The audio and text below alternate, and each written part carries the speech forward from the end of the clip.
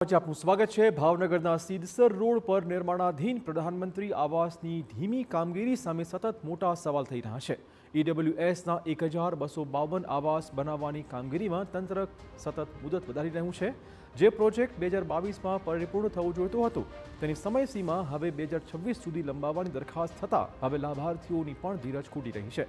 આવાસની કામગીરી જામનગરની એજન્સી શાંતિ પ્રોકોનને સોંપાઈ હતી। બાંધકામની સમય મર્યાદા ટેન્ડરની જોગવાઈ પ્રમાણે 20 ડિસેમ્બર 2022 સુધીની જ હતી।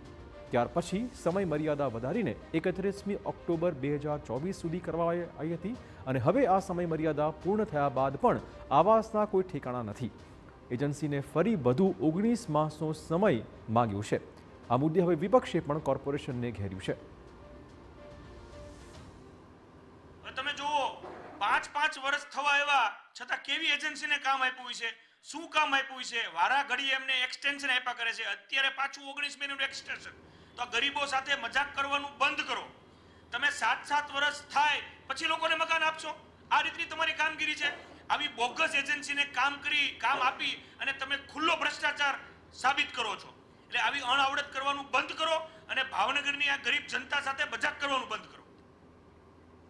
મંથર ગતિએ ચાલતી આવાસની કામગીરીના કારણે જે લાભાર્થીઓને ડ્રોમાં આવાસ લાગ્યા હતા તેઓ ચિંતામાં છે।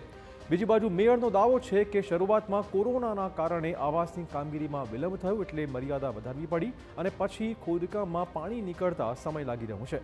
પરંતુ હવે જે તે એજન્સીને કડક સૂચના આપી દેવાઈ છે કે તાત્કાલિક કામ પૂરું કરવામાં આવે। તે આવાસ યોજના શરૂઆતમાં તો કોરોનાના સમયે ખૂબ હેરાનગતિ હોવાથી બન્યું નહોતું। ઉપરાંત ત્યાં પછી કામ ચાલુ થતાં પાણી નીકળ્યું હતું ને પાણીને નિકાલ માટે પાણીની વ્યવસ્થા માટે થઈને ખૂબ લાંબો સમય ગયો। પણ અત્યારે તમામ અધિકારીને કહી દીધું છે, તમામ બિલ્ડરને કહી દીધું છે કે તાત્કાલિક આ કામ પૂરું કરો અને જેમને ડ્રોમાં નામ આવ્યું છે તેમને સોંપવાની વ્યવસ્થા કરો। આવી સૂચના આપી દીધી છે, કડક રીતે આપી છે।